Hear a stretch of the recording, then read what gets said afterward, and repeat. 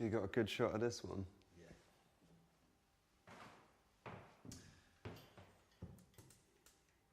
Okay. All right. Yeah. Okay. What inspired you to make this synth? The first go I had at making a synthesizer was a all analog thing. It was CV gate controlled. It didn't have MIDI or any kind of memories or any kind of digital element whatsoever, and it was monophonic. I really, really wanted for my playing and for making music a polyphonic instrument. I wanted a poly-analog synthesizer, and at the time you didn't really have any options. This I put together around about the time that Dave Smith Instruments released the Prophet 8. And I basically made this for me, but had some loose idea that I might, one day get into commercializing a synthesizer. And as you can see, it's a much better built thing. A guy up in Mangotsfield, whose son ran a company, I believe, called EMIS Music. I can't recall his name, but made the lovely case. And this uses a microcontroller as well as analog circuits. And I teamed up with a guy called Edward Morley, who wrote some of the software for the Atmel AVR microcontroller that's in it. And I'd also developed this time, instead of using synth chips, I developed discrete electronics.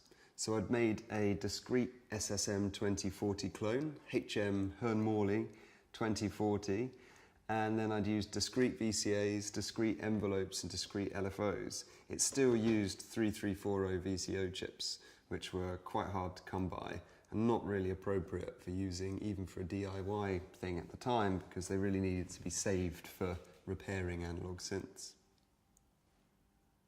Sounds good. Nice, cool. Do a bit of talking about it and play what it is and playing it? Yeah, do that, yeah.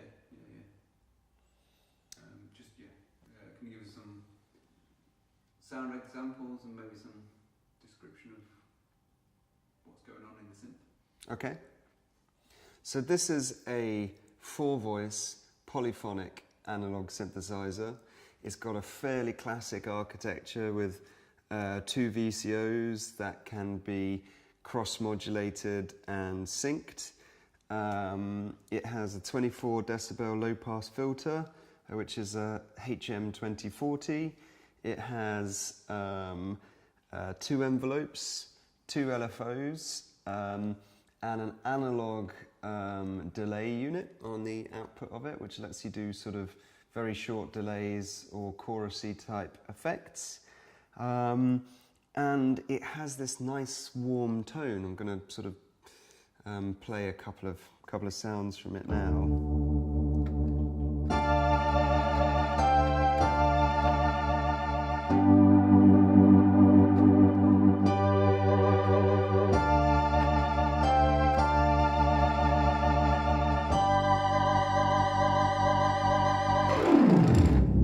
So as you can hear, already it's a lot more refined than what had come before it, which is crackly and raw and rough.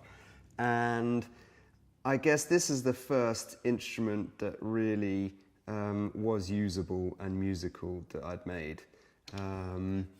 And really was the precursor to everything that I built afterwards. This was what I wanted from a synthesizer. Not everything that I wanted, but it had the features I wanted, it had the polyphony, it had the tone. It basically was a good starting point. And it certainly, I don't know, I guess it triggered my enthusiasm and got me to sort of really think, well, if I could make something that can really sound this good, maybe I could commercialize it. At the point of building this, I did not know how much I did not know, and I would later find out that I was a long, long, long, long way away from ever being able to make a commercial offering.